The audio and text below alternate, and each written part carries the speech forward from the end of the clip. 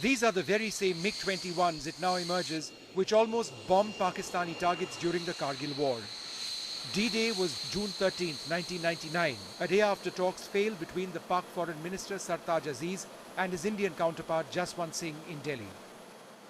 Now, this is the squadron diary of the Indian Air Force's 17th Squadron, the Golden Arrows, and it spells out what's been a secret for a very long time, that Indian Air Force fighter pilots were assigned targets. They were told to be ready for a preemptive strike at dawn on the 13th of June.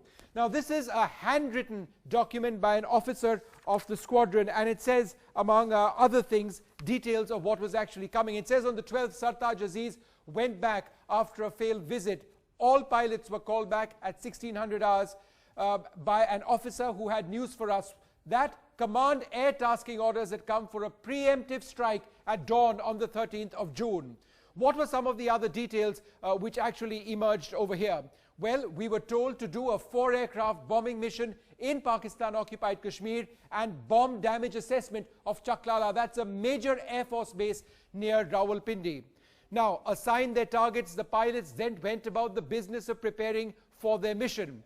What exactly did the pilots do at this stage? Well, they said, we all returned at night after making WizNavs, that's using software to make their ingress route into Pakistan, golas, which I assume would mean filling ammunition on their Makarov sidearms, making maps and collecting Pak currency, which would be used in case they had to eject behind enemy lines. Well, the clock was clearly ticking. Within hours, the Indian Air Force would launch its first attacks in Pakistan since the 71 war, aerial attacks against a nuclear power.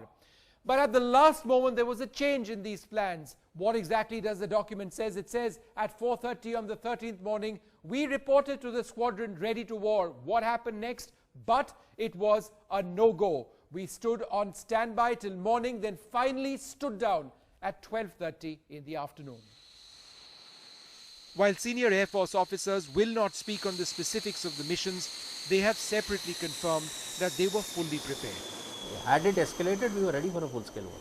In fact, they were so weak in Skadu, they did not have any blast protection, they did not have any pens, their fuel was also lying almost in the open. So, if they had any skirmish been there, their air element in Skadu would have been decimated in no time. NDTV has been able to confirm that several squadrons of the IAF had also received their orders to attack on the same day, June 13, 1999. What is unclear, even 17 years later, is why the government chose not to go ahead. Vishnu Shom for NDTV.